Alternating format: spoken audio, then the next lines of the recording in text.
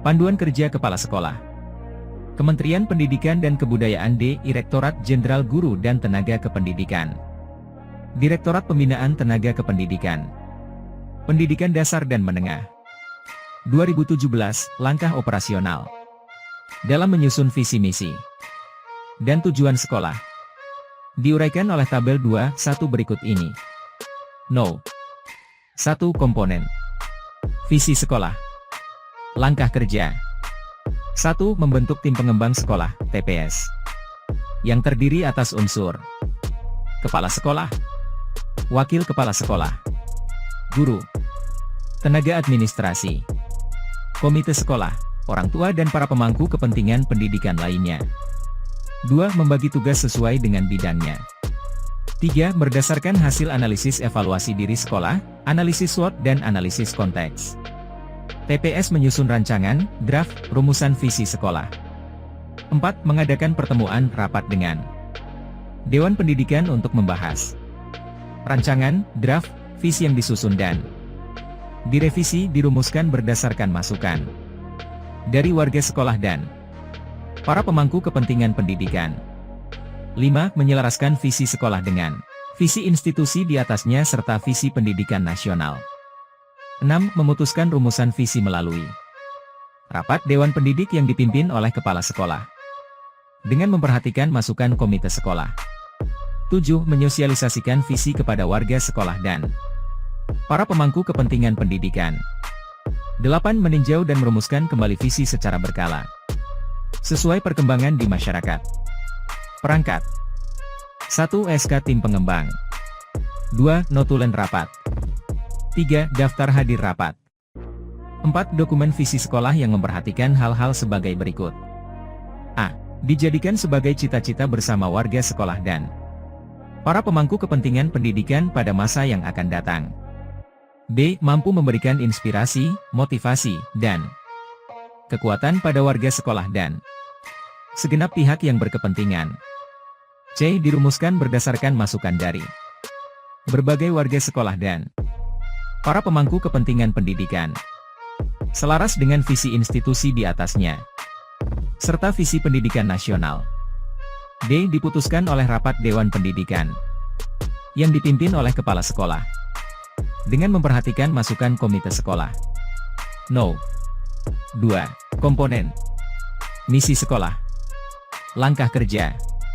1. Menyusun rancangan, draft, misi sekolah sebagai arah dalam mewujudkan visi sekolah sesuai dengan tujuan pendidikan nasional. 2. Merumuskan visi berdasarkan kepada tujuan yang akan dicapai dalam kurun waktu tertentu dan menjadi dasar program pokok sekolah. 3. Merumuskan misi yang menekankan pada kualitas layanan peserta didik dan mutu lulusan yang diharapkan oleh sekolah. 4. Merumuskan misi yang memuat pernyataan umum dan khusus yang berkaitan dengan program sekolah.